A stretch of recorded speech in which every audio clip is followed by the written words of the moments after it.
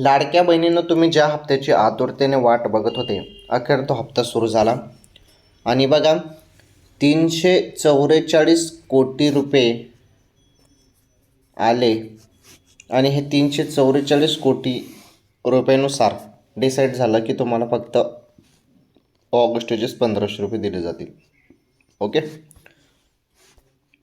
त्यामुळे ऑगस्ट महिन्याचेच 1500 रुपये सुरू झालेले आहेत.